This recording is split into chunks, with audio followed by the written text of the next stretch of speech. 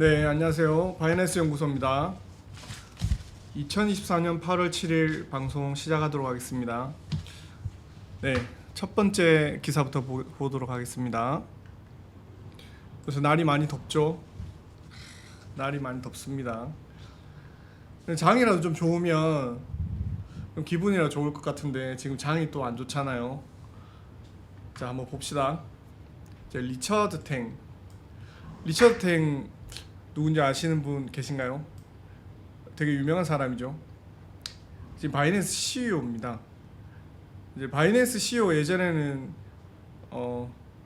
CG라고 해서 창펑자오라고 하는 사람이 처음엔 바이낸스 CEO였었는데 지금 현재 창펑자오가 미국 증권위원회 기소되면서 이제 바이낸스를 운영하는데 더 이상 관여할 수 없게 되면서 리처드 탱이 지금 운영하고 있거든요.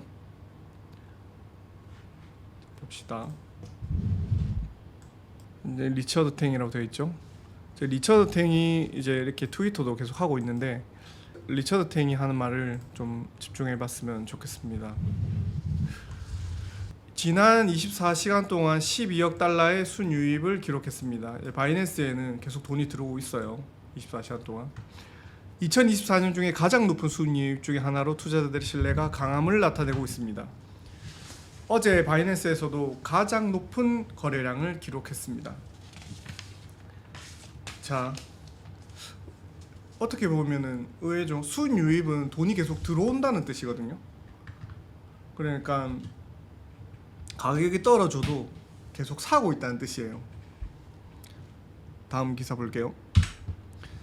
어제 얘기했었던 퓨어 앤 그리드 지수인데 퓨어 앤 그리드 앤 인덱스 지수인데 어제 퓨어 앤 그리드가 17이었었거든요. 17이었는데 지금 29까지 올라갔어요. 어제는 매우 두려움이었는데 이제 두려움으로 바뀌었네요. 여기에 대해서 좀 얘기를 해보고 싶은 게 어떻게 해보면은 이 퓨어 앤 그리드 지수가 이게 뭘 나타내냐, 인간 지표지 않겠냐. 그래서 약간 가격이 떨어지고 있을 때 주변 사람들한테 연락을 한번 해보는 거예요. 너 비트코인 팔았니? 아니 비트코인 샀니? 이렇게 물어봤었을 때 가격이 떨어지면은 사람들은 판다는 거예요. 그게 좀 안타까운 거예요. 가격이 올라갔었을 때 비트코인을 팔아야지, 가격이 떨어지고 있으면 무서워서 이 시장이 어떻게 될지 모르겠다는 불확실성 때문에 팔고 있다는 거예요. 그런데 아까 방금 얘기했던 것처럼 바이낸스에는 24시간 동안 12억 달러가 순유입됐다고 하잖아요. 그래서 부자들은 계속 사고 있다는 거예요. 여기 봤었을 때 무서워서 파는 것도 있겠지만 우리가 이 투자 시장에 들어왔었을 때 투자를 할 때 어떠한 목표를 가지고 어떠한 생각을 가지고 투자하는 것도 정말 중요하거든요. 어차피 비트코인 투자도 주식처럼 뭐 부동산처럼 똑같은 투자이긴 하지만 왜 투자한다는 것, 왜 자신한테 왜 너가 투자를 하니라고 이렇게 계속 물어봤을 때 뭐 돈을 많이 벌고 싶어서, 그러면 어떻게 투자를 하고 있니라고 물어봤었을 때 나는 돈을 많이 벌고 싶어서 레버리지를 이용해서 투자를 한다. 레버리지라고 하면은 대출이 될 수도 있고 아니면 뭐 디파이나 이제 거래소에서도 이제 바이낸스나 이런 데서는 돈을 빌려주기도 하거든요. 그래서 선물 투자로 투자를 한다. 투자를 했었을 때 자기 돈으로 투자를 하지 않으면 버틸 수 있는 힘이 되게 약하거든요. 그래서 떨어지게 되면은 자기가 갖고 있는 돈이 청산이 될 수도 있고 아니면은 떨어지면 떨어질수록 자산이 줄어들면서 대출했던 것들을 상환해야 될 수도 있어요. 그래서 일반적인 서민들 같은 경우에는 대출을 해서 투자하기 때문에 다달이 내야 되는 이자들이 있잖아요. 그런 것들이 부담감으로 다가오기 때문에 과연 내가 이것들을 오래 가지고 갈 수 있느냐, 그런 것들이 나를 좀 버틸 수 없게 하는 힘들을 만들게 하는 것 같거든요. 다음 기사 한번 볼게요. 클립토 갤럭시 이 사람 같은 경우에는 이제 자주 기재하는데 이 사람 트위터에서 제가 보았어요. 1000BTC에서 10,000BTC를 보유하고 있는 지갑은 그 보유량이 증가하는 반면에 1BTC 미만을 보유한 지갑자들은 판매자였습니다. 그러니까요. 결국에는 많이 가지고 있는 사람들은 사고 있고 적게 가지고 있는 사람들이 판다는 거예요. 그래서 우리가 좀 단기적으로 어떤 목표를 세웠으면 좋겠냐면 우리가 1BTC 1비트코인을 소유하겠다. 이 코인 시장에 들어온다면 최소 1BTC는 소유해야 된다는 거죠. 아 그런데 1비트코인이 1억인데 어떻게 사냐? 너무 많지 않냐? 비트코인은 뭐 10,000원도 살 수 있고 100,000원도 살 수 있고 이렇게 1억 분의 1씩 뭐 쪼개서 살 수도 있는 거거든요. 그러니까 한꺼번에 1BTC 딱 살 수 있으면 가장 좋겠지만 비트코인을 분할로 매수를 해야 된다는 거죠. 자기가 할 수 있는 그 상황에서 분할로 매수하면 가장 좋습니다.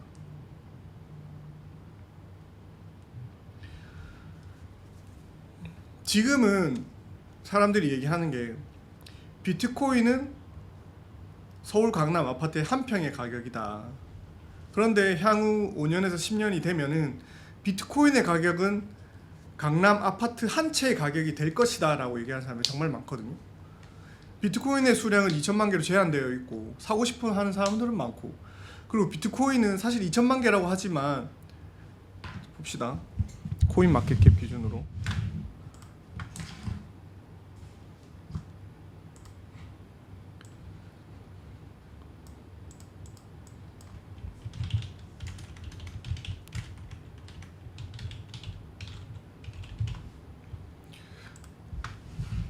자, 코인 마켓캡 기준으로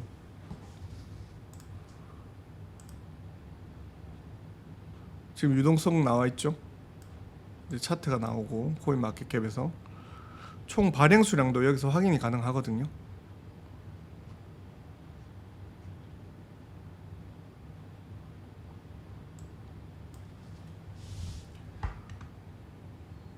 제 2,100만 개 있죠? 2,100만 개. 2,100만 개인데 실질적으로 이게 시장에 들어와 가지고 공급되는 양은 그렇게 많지가 않아요. 왜냐하면 비트코인을 소유하면서 잊어버릴 수도 있고,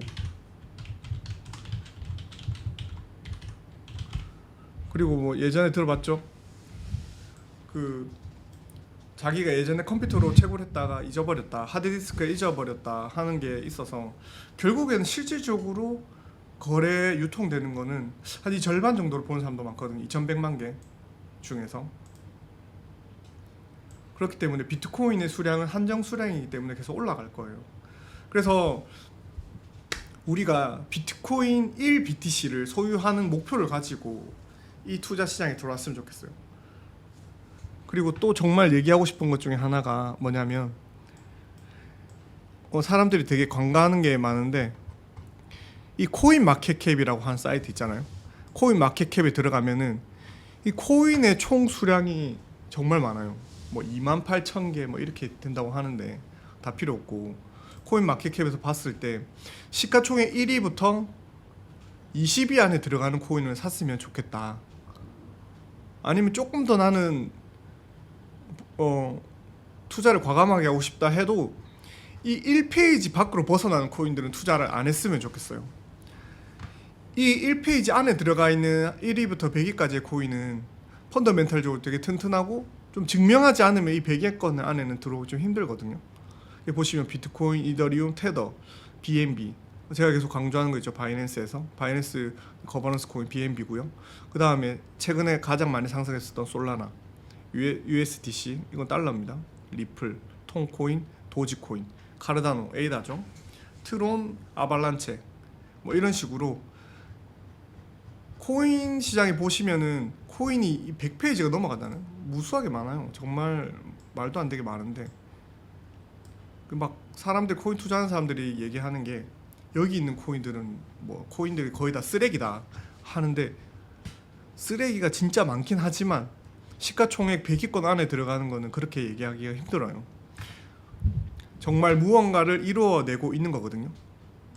퓨어 앤 그리드가 또 올라갔네. 보세요. 퓨어 앤 그리드가 지금 43이네요. 보통까지 올라갔네요. 그래서 앞으로 얘기하고 싶은 것이 이제 코인마켓캡의 기준으로 얘기를 많이 할 거예요. 코인마켓캡에서 이게 어느 정도 순위에 있다, 이 코인을 믿을 수 있다, 공급량이 얼마다, 이런 것들을 확인하면서 같이 투자했으면 좋겠어요. 자, 다시 돌아와서 1BTC를 모아야 된다. 여러분들은 1BTC를 가지고 있나요? 꼭 모아봅시다.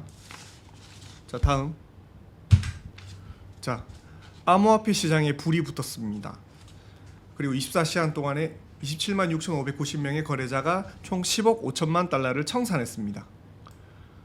이거 같은 경우에는 청산이 됐다. 이거를 사람들이 이해를 못할 수도 있는데 이렇게 생각하시면 되겠죠. 내가 비트코인을 투자를 하고 있고 수량을 예를 들어서 한 개가 있으면 올라갔다 내려갔다, 가격이 올라갔다 떨어지는 거지 왜 청산을 당하냐. 이 사람들은 27만 6,590명 같은 경우에는 가격이 떨어진다에 베팅을 한 거예요. 베팅을 하게 되면은 10%, 15% 떨어지면은 자기가 걸었던 그 수량들이 날아가면서 자기 자산이 공중 분해되는 거예요. 청산이 되는 거예요. 왜 가격이 떨어졌냐? 일본 경제, 그리고 이스라엘 이란의 분쟁, 그리고 미국 증시, 뭐 이것 때문에 가격이 떨어졌다고 합니다. 일본 같은 경우에 지금 금리가 제로 금리거든요. 미국 같은 경우에 금리가 기준금리가 5.5%잖아요. 그런데 우리나라도 미국 금리 기준으로 움직이고 있어요. 그런데 미국에서 돈을 일본이 빌리면 일본의 정부는 미국 정부에 5.5%의 이자를 내야 됩니다. 그런데 그 이자를 자신들이 감수하면서까지도 이제 일본 경제 제로 금리를 계속 제로 금리 하려고 하고 있거든요. 그렇기 때문에 일본의 지금 현재 경제는 인위적으로 일본에서 계속 끌어올리려고 하는 거예요. 금리가 낮으면 돈도 쉽게 빌릴 수 있고, 그리고 자기 기업들이 돈이 돌아가는 거에 대해서 더 활발하게 돌아갈 수 있으니까 계속 제로 금리를 유지하는 거예요. 미국에서 금리를 올리고 내려도. 그리고 지금 이스라엘 이란 분쟁 터지려고 하죠. 이스라엘이랑 이란이 분쟁이 일어나면은 그때 러시아 전쟁이 일어났던 것처럼 일단 모든 자산 시장은 가격이 내려갑니다. 비트코인도 내려가고 증권도 내려가고. 그래서 안전 국면을 맞이하면 다시 가격이 이렇게 올라가긴 하는데 최근에 비트코인 가격이 많이 떨어졌었죠. 가격이 떨어져도 마음을 잘 지켰으면 좋겠어요. 우리가 결국에는 투자를 한다는 거는 부자가 되기 위해서 하는 거잖아요. 부자가. 그리고 부자 반대는 좀 가난한 사람.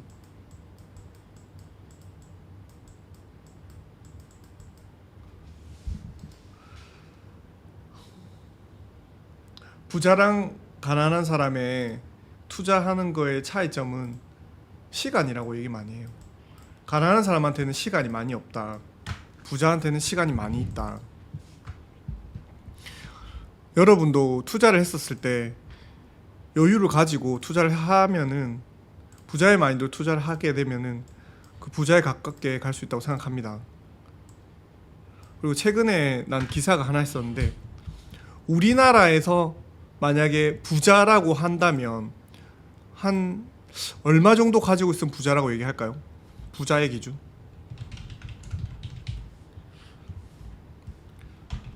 제가 생각하는 부자의 기준은 예를 들어서 100명 중 1명. 우리나라 4천만 명을 쭉 일직선으로 세웠었을 때 부자라고 생각하는 사람들은 한 1%가 부자다. 그럼 1%가 가지고 있는 자산이 얼마일까요? 1%가 가지고 있는 자산은 사람들이 뭐 100억이다, 뭐 200억이다 얘기를 하지만 자기 자산 부채 빼고 자기가 가지고 있는 순 자산의 금액이 30억이라고 합니다. 30억을 갖고 있으면 상위 1%의 부자라고 합니다. 부자이다. 그래서 우리가 투자하는 사람은 우리가 상위 1% 정도를 목표로 해서 투자를 해보는 게 어떤가라고 하는 생각이 들었습니다.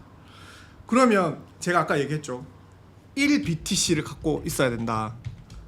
1BTC가 지금 현재는 1억입니다. 뭐 지금 많이 떨어졌지만 우리가 보통 1억으로 기준 잡습니다. 그런데 1BTC가 향후 30억이 간다. 30억이 간다. 30억을 목표로 한다. 그러면 어쩌면 우리가 분할 매수로 1BTC를 만들면 부자의 기준에 상위 1%까지 가는 그 기준이 더욱더 가까워질 수도 있다는 거예요. 그래서 코인 마켓캡 기준을 했었을 때 시가총액 더 낮은 200이 300이 이런 코인에 투자를 하지 마시고 1BTC에 가까운 목표를 가지고 우리가 분할 매수를 한다면 우리가 좀 더 부자에 더 가까워지지 않을까라고 하는 생각을 합니다. 동의하십니까? 동의하시면 댓글로 1번 쳐주세요. 그래서 오늘 얘기하고 싶은 건 여기까지고, 사실 지금 많은 기사는 나와 있지 않아요. 뭐 떨어졌다 회복한다 뭐 이런 기사들이 나와 있지만 그런 기사 때문에 우리가 뭐 팔고 살고 매동매수하지 마시고 이렇게 우리가 투자할 때 그 관점을 부자의 관점을 가지고 투자를 하셨으면 좋겠다는 겁니다. 네. 8월 7일 8월이 아직까지 많이 남아 있어요. 8월이 뭐 한 20일 정도 남아 있는데 8월 달 동안 여러분들 다들 힘내시고 더워도 뭐 휴가도 좀 갔다 오시고, 뭐 어떤 사람들 그렇게 얘기하죠. 어플 지워버릴 거다. 뭐 그렇게 어플 지워도 상관없고 그렇게 해서라도 최대한 팔지 말고 자기 수량을 잘 지키세요. 그리고 하실 수 있으면 여유가 있으신 분들은 떨어졌을 때 사는 게 좋다. 그럼 지금 사야 되는가 이렇게 물어보면 거기에 대해서 제가 답변해 드릴 수는 없지만 투자와 판단은 본인 책임이거든요. 그러니까 자기가 떨어졌다 생각하셨을 때 사는 게 좋아요. 그때 퓨어앤그리드가 17까지 떨어졌을 때 그때 샀으면 지금도 좀 많이 올랐잖아요. 10% 이상 올랐는데 그런 식으로 퓨어앤그리드 참조하셔가지고 사는 것도 좋은 방법이라고 생각합니다.